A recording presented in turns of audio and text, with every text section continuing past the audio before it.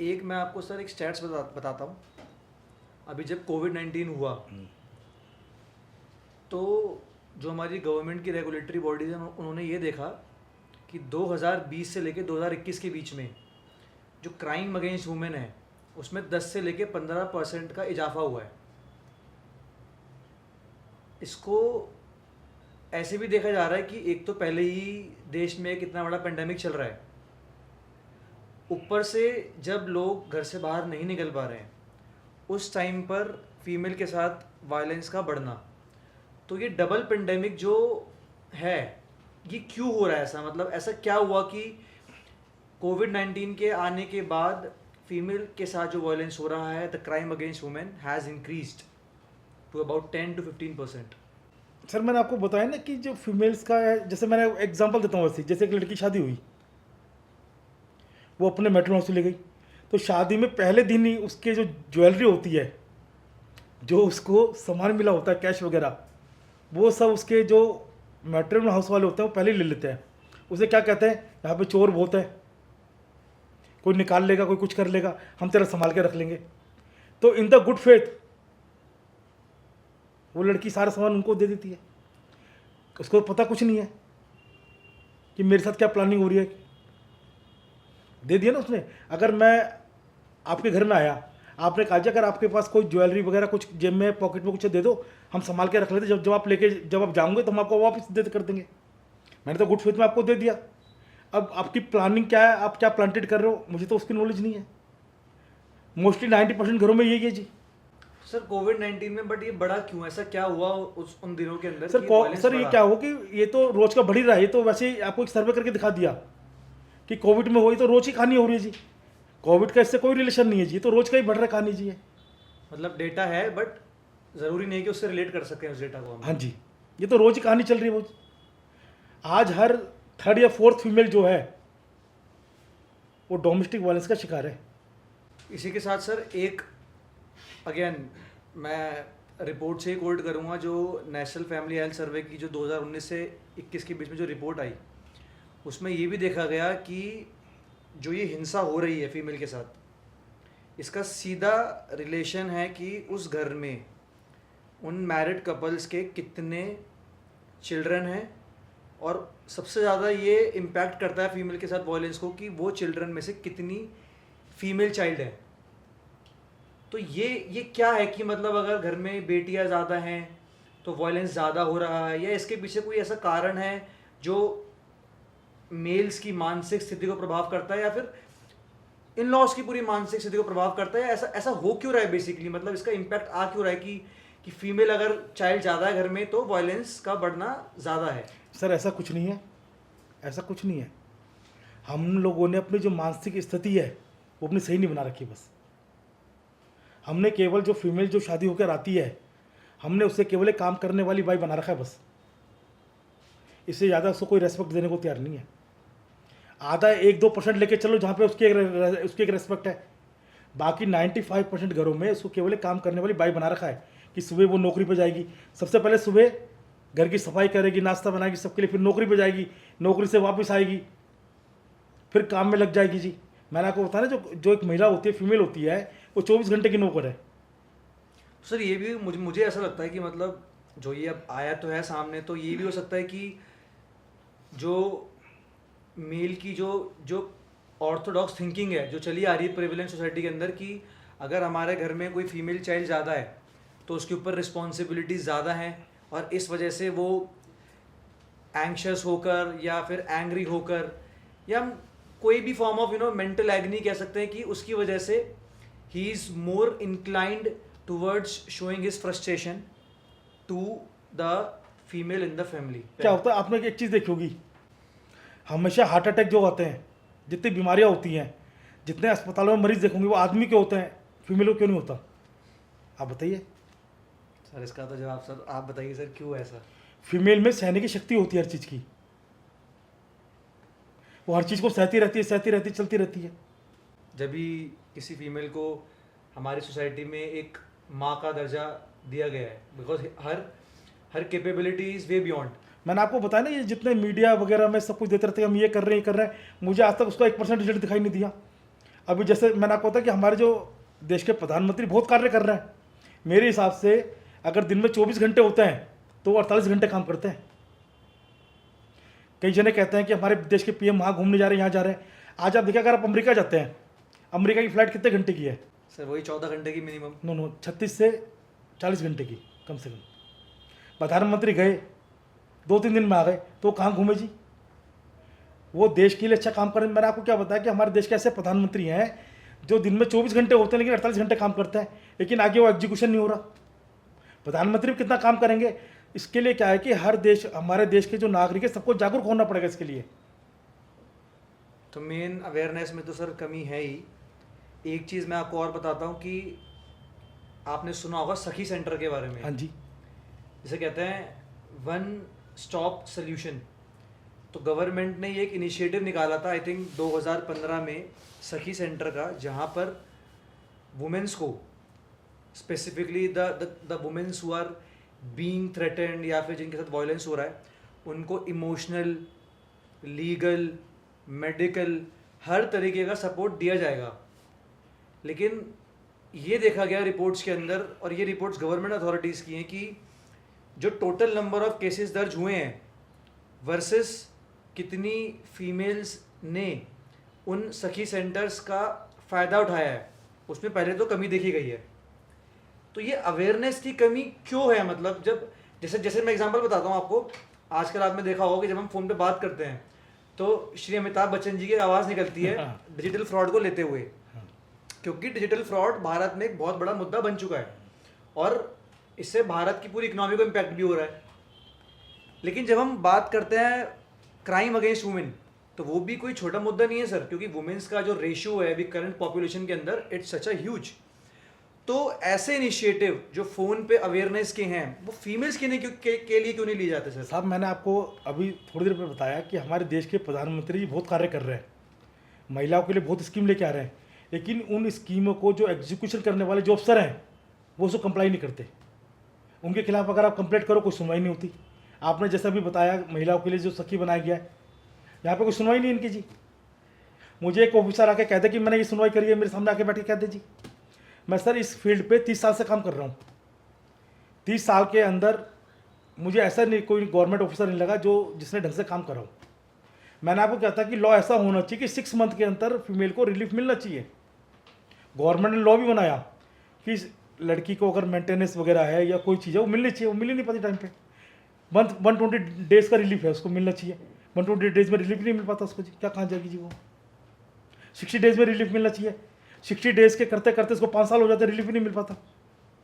Sir आपने तो जैसे खुद, मतलब जैसे कि खुद ऐसे केसेस को आपने कन्फ्रंट किया है, आर्ग्यूमेंट्स किए हैं आपने, तो आपने क्या देखा कि मतलब जब एक फीमेल को, फॉर एग्जांपल अगर हम बात करते हैं, वो कोर्ट रूम में गई और she has to confront the same people for the people who are basically the culprits according to her, उनको जब उन्हें सामना करना पड़ता है, तो उस समय कोर्ट रूम में in front of the honourable जजेस एंड द रिलेटेबल एडवोकेट्स, तो उस टाइम पर माहौल क्या होता है? उस टाइम पर ऐसे क्या सवाल हो रहे होते हैं और ऐसा क्या माहौल होता है जिसकी वजह से हम ये बार बार ये सुन रहे हैं कि टाइम लग जाता है 3 साल 5 साल, जबकि फीमेल कंप्लेंट करने वाली सामने है, जो उसके साथ कर रहे हैं वो वहाँ पर खड़े हुए हैं। तो ऐसा हो क्या रहा है?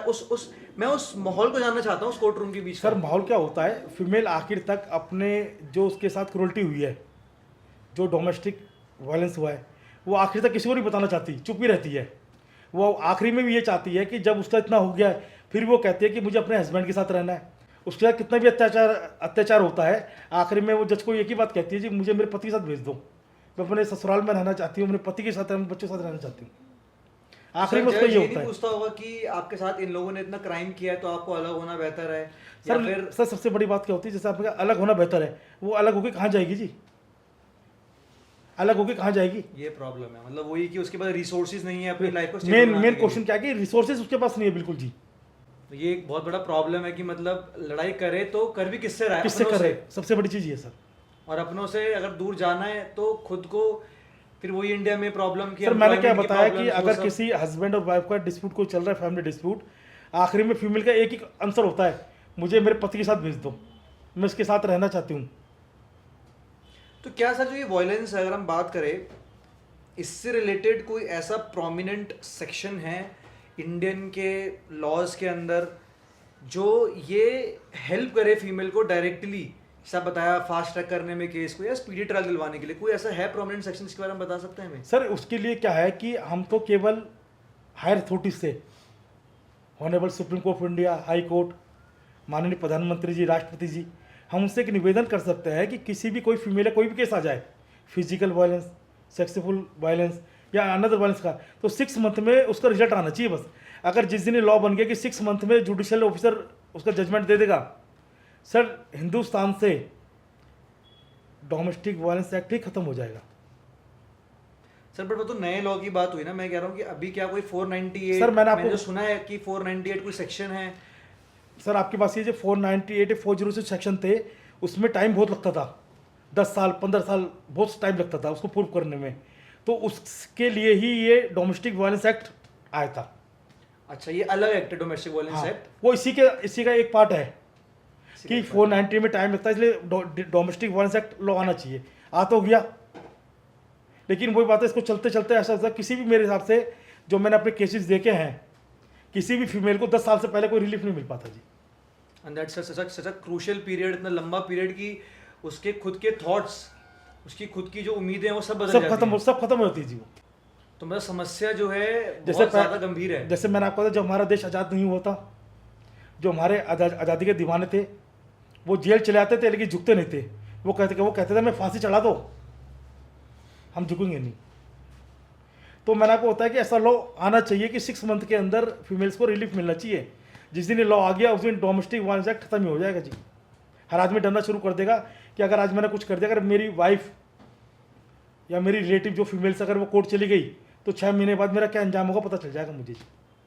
मतलब वो ये कि जो लीगल फ्रेमवर्क है, और सिर्फ लीगल फ्रेमवर्क नहीं, उसका जो एग्जीक्यूशन ऑन ग्राउंड है वो काफ़ी लंबा है इतना जी। स्ट्रांग होना चाहिए। हाँ जी।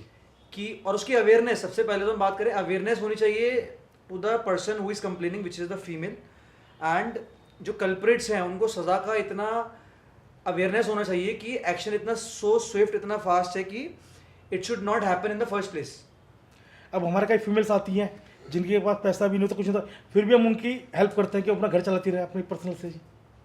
तो सर ऐसा भी होता है कि जो लॉयर्स होते हैं उनको भी थ्रेटन किया जाता है बाय दी फीमेल, और उनकी जो इन लॉज वो थ्रेटन करते हैं कि आप केस मत लो, नहीं तो हम आपके ऊपर एनी फॉर्म ऑफ प्रेशर बनाते हैं आपके ऊपर। सर मैंने तो गवर्नमेंट को भी, सुप्रीम कोर्ट ऑफ इंडिया के चीफ जस्टिस साहब को भी लिख के दिया था कि हर लॉयर को सिक्योरिटी मिलनी चाहिए। आज 2 पार्टी अगर कोर्ट में जा रही है तो उनका झगड़ा नहीं है, लॉयर्स का उनको झगड़ा हो गया जी। वो तो उनके दुश्मन बन गए।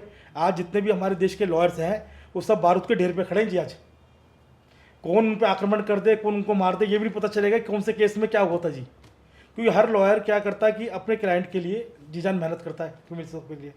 दूसरी पार्टी उसको अपना दुश्मन समझ लेती है, कब मौका है वो कब उसको कुछ कर दे पता भी नहीं चलेगा। तो हर लॉयर आज जो खड़ा है बारूद के ढेर पे खड़ा है जी। सर ऐसा भी होता है कि कुछ लॉयर्स कुछ केस इसलिए भी नहीं लेते हैं कि इससे उनके ऊपर भी प्रेशर बनाया जा सकता है।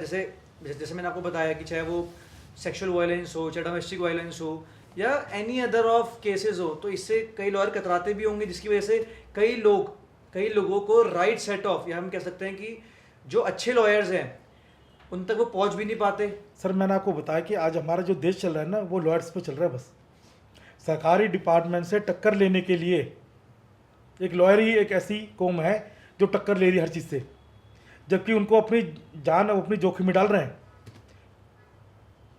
ट्रुथ सर, मुझे भी सब बता रहे हैं। हाँ, आज अगर लॉयर ना हो ना तो डिपार्टमेंट वाले घर, आम आदमी घर पे दिन में कब्जा कर ले।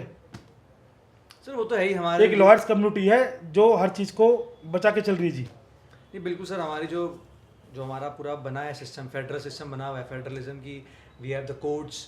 अगर हमें एग्जीक्यूशन से आराम नहीं मिलता या फिर लेजिस्लेचर में कुछ प्रॉब्लम है, वो तो डेफिनेटली सब अपना काम कर रहे हैं। But as you said right, lawyers are fighting, money तो सबको मिलती ही है, but they're also fighting after having so much pressure. सबसे बड़ी बात ये देखिए, एक लॉयर 24 घंटे मेहनत करता है, आखिरी में कोई उसको थैंक्स कहने को तैयार नहीं है, फिर भी वो लगा रहता है।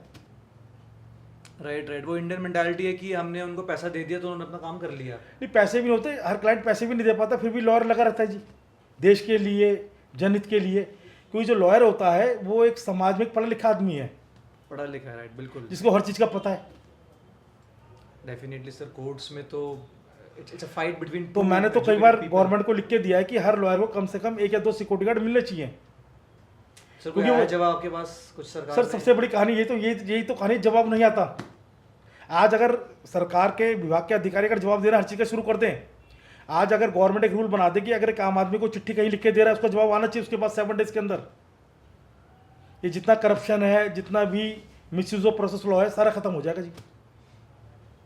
तो सर ये जैसे हम ये मेजरली अब हम अगर हम ये देखें कि जो पुलिस स्टेशंस हैं या फिर हम कहते हैं हमारी जो बॉडीज़ हैं, एग्जीक्यूटिव बॉडीज़ हैं जो सपोर्टिंग है, मतलब इन वायलेंस, जिनको ये वायलेंस के खिलाफ सपोर्ट करना चाहिए वुमेन को, तो वहाँ पे कमी क्या है? मतलब ऐसा क्या हो रहा है कि क्या वहाँ पर प्रॉपर फीमेल स्टाफ नहीं है, या हम ये कह सकते हैं कि जो पुलिस अथॉरिटीज़ हैं वो भी दिन रात देखिए सर लगी तो रहती हैं, हमें ये तो नहीं कह सकते कि वो कुछ काम नहीं कर रही हैं, काम तो वो भी कर ही रही होती हैं। हम ये कह सकते हैं कि हाँ, मतलब हो सकता है कि उनको भी कोई ट्रेनिंग की या काउंसलिंग की ज़रूरत है, how to deal with the victims of the society. क्या ये चीज़ें हेल्प कर सकती हैं हमारे जो पूरा जो ये पुलिस सिस्टम है इसको इम्प्रूव करने के लिए? साहब क्या है कि हमारे हर डिपार्टमेंट काम तो कर रहे हैं, हर डिपार्टमेंट काम कर रहा है, ये नहीं कह रहे सब काम कर रहे हैं, लेकिन कुछ खामी ऐसी है जो मैं आपको नहीं बता सकता। जैसे सपोज कर आपने कंप्लेंट कर दी किसी अच्छे बड़े आदमी के खिलाफ, वो ऊपर से सिफारिश लगा देगा तो नीचे वाला क्या करेगा जी?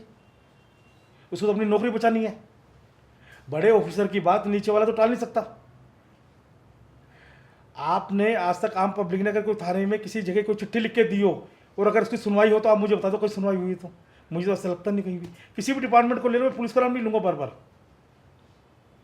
गवर्नमेंट को ऐसा लॉ बनाना चाहिए कि अगर आज कोई आम आदमी चिट्ठी लिख के देता है तो 7 दिन में उसका जवाब आना चाहिए। अब सारी बात छोड़ो, एक लॉ बना right to information act, RTI जी सब जानते हैं इसके बारे में। जिसमें कहा गया था कि इसमें जो हायर अथॉरिटीज वो जवाब देगी। लेकिन मैं आपको ऐसे आज कम से कम 10 से 20 हज़ार RTI का ऐसा रिप्लाई दिखा दूंगा जिसमें हायर अथॉरिटीज के जो ऑफिसर हैं वही राइट टू इन्फॉर्मेशन एक्ट का वायलेंस कर रहे हैं, ढंग से जवाब नहीं दे रहे, कुछ नहीं दे रहे जी। और उसको सर काउंटर कर ही नहीं सकते। ये किसके पास जाएंगे आप बाबू जी? आम आदमी कहाँ तक पहुँचेगा? अपना घर चलाएगा या वहाँ तक जाएगा? मतलब वो ये कि आदमी को अपनी वॉइस रेस करने में इतने चैलेंजेस अब हैं। जैसे मैंने आपको बताया, छोटी सी सारी बात खत्म करो। हमारे प्रधानमंत्री जी ने एक पब्लिक प्रॉब्लम्स के लिए एक अपना डिपार्टमेंट बना रखा है, वहाँ पर सुनवाई होती है बहुत ज़्यादा। आज आपने अगर कोई लेटर डाल दिया तो 7 दिन में आपको जवाब आ जाएगा उसका, जी हमने आगे भेज दिया है। लेकिन क्या है, वो आगे चिट्ठी किसके पास जाती है? जिसके खिलाफ आपने लिखा हुआ है। जिसके खिलाफ आपने लिखा है वो अपने बारे में ये थोड़ी लिख के देगा कि मैंने वायलेंस करा है। वो तो ज़्यादा विजिलेंट हो जाएगा कि मेरे खिलाफ ही कंप्लेंट कर रहे हो तो मैं और भी ज़्यादा। तो मैंने कई बार प्रधानमंत्री कार्यालय को ये लिखा कि हम जो कंप्लेंट करते हैं उस ऑफिसर के पास कभी नहीं जानी चाहिए जिसकी हम शिकायत कर रहे हैं। आपने सर बहुत सारे पॉइंट्स बताए कि वॉयलेंस और उसकी खामियां किस किस जगह हो रही हैं, लेकिन अब मैं ना आपको एक नई चीज़ बताता हूँ। अभी सुप्रीम कोर्ट ने ये बोला था कि जो 498A है, जिसके हम बात कर रहे हैं, डोमेस्टिक वायलेंस एक्ट या जो भी एक्ट है to protect the women, Supreme Court ने ये बोला कि इस एक्ट का मिसयूज़ हो रहा है। सुप्रीम कोर्ट एक्सेप्टेड दिस, जिसकी वजह से जो हमारा male strata of the society है उसके ऊपर इम्पैक्ट आ रहा है। लेकिन अजीब बात क्या लगी, सुप्रीम कोर्ट ने इसको उतनी तवज्जो ना देते हुए ये बोला कि इसका मिसयूज़ तो हो रहा है, बट इसका मिसयूज़ उतना ही हो रहा है जितना अदर किसी एक्ट या अदर किसी कानूनों का हो रहा है। तो 2 सवाल अब सामने आते हैं कि जो ये गलत मिसयूज़ इस एक्ट का हो रहा है बाय वुमेन, वो ये क्यों करती हैं और उसका हमारा जो मेल सेक्शन ऑफ सोसाइटी है उस पर क्या असर पड़ता है। और दूसरा सवाल ये आता है कि सुप्रीम कोर्ट इसका कंपैरिजन क्यों कर रही है दूसरे अदर जो हमारे लॉज हैं उसके मिसयूज से कंपैरिजन क्यों? हम जब बात करते हैं इसकी तो उसको इसी से रिलेटेड सोल्यूशन प्रपोज करने की बजाय वो इसका कंपैरिजन करके इस बात को थोड़ा लाइटली ले रही है। तो आप प्लीज़ इन 2 बातों पे बताइए कि कैसे क्या हो सकता है कि इसमें? 498 का मिसयूज़ कुछ नहीं हो रहा, मैंने तो अभी तक देखा नहीं सर। अब आप देखिए कि एक सपोज करिए एक आदमी को शुगर है, मैंने उससे कहा ये मीठा रसगुल्ला खा ले, वो कहेगा जी अगर मैं रसगुल्ला खाऊंगा तो मेरी शुगर और बढ़ जाएगी, मैं मर जाऊंगा। अगर कोई लड़की वाला डोरी आर्टिकल्स लड़के वालों को दे रहा है, वो जब भी मना कर दे मुझे कुछ नहीं चाहिए आपसे, अगर वो मना कर देगा मुझे कुछ नहीं चाहिए, तो फिर 498 कहाँ रहेगा जी, 406 कहाँ रहेगा जी। तो सर सुप्रीम कोर्ट की अपनी हायर जुडिशली पावर है, उनका भी कहना सही है जो कुछ कह रहे हैं, लेकिन मेरे हिसाब से 498 का मिसयूज़ कहीं नहीं है। अगर हम किसी को टॉर्चर करते हैं, मैंने आपको बताया कि जो फीमेल होती है उसमें इतनी शक्ति नहीं है कि वो झूठ बोले। मेरी 30 साल की प्रैक्टिस में आज तक तुम्हारा कभी देखा नहीं कोई फीमेल झूठ बोलती हो, बल्कि वो अपने कंप्लेंट करने के बाद भी अपने इन लॉज को बचाना चाहती है कि इन पर कुछ ना हो, ये सही हो जाए। तो सर अगर ऐसा है, अब इस बात को थोड़ा सा और आज से जोड़ते हुए चलते हैं, ये कुछ दिनों पहले ऐसे कई केसेस आए जिसके अंदर ये देखा गया कि अभी रिसेंटली, हालांकि मैं नाम नहीं लेना चाहूँगा, वो पीपल कैन एंटिसिपेट, बट ये आया था कि बेंगलोर के अंदर एक आईटी प्रोफेशनल ने बहुत कॉन्शियसली एक सुसाइड नोट लिखा and then he did a suicide, और बाद में ये सामने आया और जिसने लिखा कि मेरे ऊपर जो फीमेल के फैमिली मेम्बर्स हैं और वो फीमेल हैं, कहीं ना कहीं अलग अलग रूप से दबाव बनाते हैं, they are asking unnecessary demands, उनकी एक्सपेक्टेशंस बहुत हाई हैं। और ऐसा सिर्फ एक केस नहीं है, ऐसे कई केस हो रहे हैं सोसाइटी के अंदर जिसके अंदर जो मेल सेक्शन है, मैं तो यहाँ तक ये भी देखा है कि ऐसी न्यूज़ कहीं आई हैं कि जिसके अंदर ये लिखा है कि male section is now fearful of getting married. This is very very crucial that I am seeing that कि लोग शादी करने से डर रहे हैं इन सब वायलेंस के मिसयूज़ को होते हुए देखते हुए। अब आप बता सकते हैं कि ये कितना सच हो सकता है या इसमें कोई ऐसी चीज़ें हैं जो हम ध्यान रखें। साहब क्या होता है, जैसे आपने अपनी जो भी चाहिए, मैं किसी का नाम जिक्र नहीं करूँगा, उसने बात की पूरी नहीं लिखी कि उसके साथ ऐसा क्यों हुआ है, उसने पहले क्या करा था। ये सब लॉ की बातें होती हैं, यहाँ पे करना सही नहीं रहेगा। उसने फीमेल्स के बारे में तो लिख दिया, लेकिन उन्होंने ये नहीं बताया होगा कि फीमेल के साथ उन्होंने पहले क्रूरल्टी क्या करी होगी जी। मैंने आपको बताया कि समाज में कुछ महिला ऐसी होती हैं जो आगे चल पड़ती हैं, जब आगे चल पड़ी तो आगे चलेंगे जी। लेटर में उसने सब कुछ तो लिख दिया, लेकिन अगर आप उसकी इंटरप्रिटेशन करके देखोगे तो सही नहीं है वो सर। वो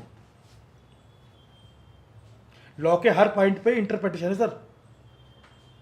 मतलब प्रूफ, वैलिडेशंस, क्वेश्चनिंग्स। नहीं, वो कह रहा है कि जैसे कोई भी चीज़ें, जैसे कई हम आते हैं कि ये फीमेल्स ने ये कर दिया वो कर दिया, अगर आप उसकी तरह इंटरप्रिटेशन लेके चलोगे वो आपको सही नहीं मिलेगी जी।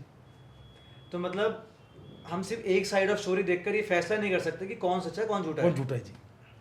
मान लेते हैं कि कहीं ये साबित हो गया कि मिसयूज हुआ है, मान लेते हैं कहीं साबित हो गया, तो अब हम ये जानना चाहते हैं कि हमारा जो मेल सेक्शन है वो क्या क्या कर सकता है जिससे कोई चांसेज या कोई room of these kind of misuse हो ही ना उसके साथ। उसके लिए क्या कर सकता है मेल सर सेक्शन? मैंने आपको क्या बताया कि जो फीमेल हैं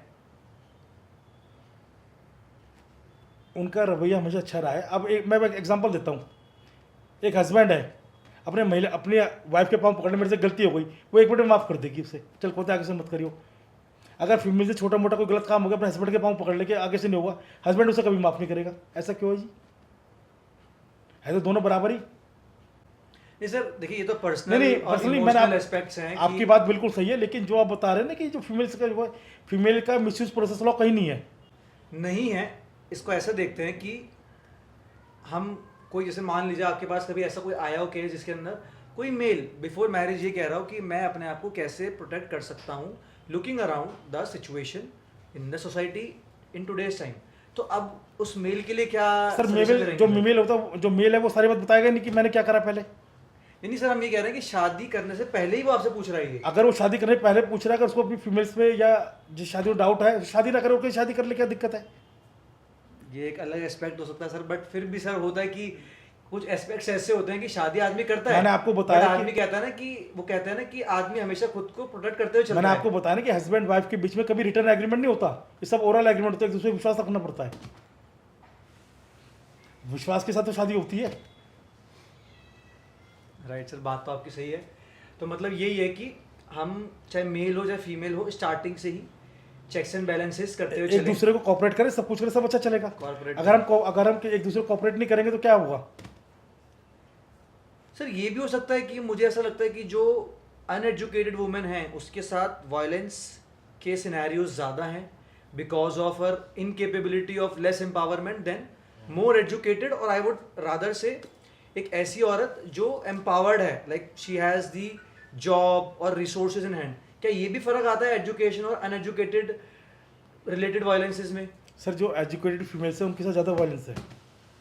एजुकेटेड के साथ ज़्यादा वायलेंस है? हाँ जी। और इसके एक दो पॉइंट्स, मतलब ऐसा ऐसा उल्टा क्यों हो रहा है, मतलब सर ये मैं डिस्क्लोज नहीं करूँगा आपको यहाँ पे, ये सब लॉ की बातें होती हैं। But anyway this is a like आप कह रहे हैं तो डेफिनेटली कुछ आया होगा सामने जिसको definitely we can consider as a credible source. हमेशा सर क्या होता है, जैसे इसमें हस्बैंड वाइफ है, दोनों सर्विस करते हैं, अगर गलती से वाइफ हस्बैंड के ऊपर पोस्ट पे चली गई तो हस्बैंड को कभी अच्छा नहीं लगेगा। मतलब डिग्निटी ऑफ जॉब्स के डिफरेंसेस की वजह से अगर हस्बैंड ऊपर चला जाए और वाइफ नीचे पोस्ट पर हो तो उसको अच्छा लगेगा हमेशा। ऐसा क्यों है? मतलब वो जो पेट्रियार्कल सोसाइटी है, Yes. जो हम कहते हैं कि पितृता वाला समाज है जिसमें कि मेल सेक्शन की डोमिनेंस यस। और जो उसकी अपब्रिंगिंग भी हुई है फ्रॉम चाइल्डहुड, वो इम्पैक्ट कर रही है इस रिलेशन को। आप कभी देख लो, हस्बैंड के अगर हस्बैंड वाइफ दोनों सर्विस, अगर वाइफ अगर उसके ऊपर पहुंच गई पोस्ट पे, हस्बैंड को कभी अच्छा नहीं लगेगा। ऐसे कंप्लेंट्स आती है सर आपके पास कि फीमेल बताती हूँ ऐसा देखा गया है? मतलब एजुकेटेड फैमिली में अगर 1000 आदमी है तो 999 कंप्लेंट यही है जी, कि they are not happy with वो उसकी हायर ऑफिसर कैसे बन गई, कि मेरी जो ग्रोथ है उससे वो खुश नहीं है, वो मतलब कुछ नहीं है। इनडायरेक्टली। अगर हस्बैंड की ग्रोथ हो जाए, वाइफ की ग्रोथ ना हो, वो हमेशा खुश रहेगी, कोई बात नहीं जी। तो थैंक यू सर, हमें बहुत अच्छा लगा आज आपको इनवाइट करके। कई ऐसे चीज़ों से पर्दाफाश हुआ कि जो हमें लग रहा था कि जो करंटली प्रिवेलिंग है, जो चल रहा है सोसाइटी में, लेकिन उसके अलावा भी और क्या पहलू हो सकते हैं, कैसे फीमेल अपने आप को एम्पावर कर सकती हैं, कैसे हम अवेयरनेस बढ़ा सकते हैं, और ख़ासकर जो ये मिथ चल भी रहा था कि मिसयूज़ को लेकर, या फिर जो ये हमारे जो कह सकते हैं कि जो हमारी सुपरस्टिशंस कह लो, या फिर फॉल्स इन्फॉर्मेशन की ये रूरल में ज़्यादा है या अर्बन में ज़्यादा है या कम है, और ये हम सोच रहे थे कि जो अनएजुकेटेड है उनके साथ या जो एजुकेटेड है उनके साथ कितने डिफरेंसेस हैं। सो आई थिंक हमारी ऑडियंस को काफ़ी हद तक रियलिटी के बारे में पता चला कि अगर वो लीगल या हम कह सकते हैं कोर्ट का रास्ता चुनते भी हैं तो उनको वहाँ पर क्या चीज़ें फेस करनी पड़ सकती हैं और उनके लिए क्या स्टेप्स हो सकते हैं, उन सब के बारे में आपने हमारी ऑडियंस को बताया। Thank you so much sir for coming to आम आदमी की आवाज़। आपका बहुत बहुत धन्यवाद सबका। Thank you so much sir. धन्यवाद सर।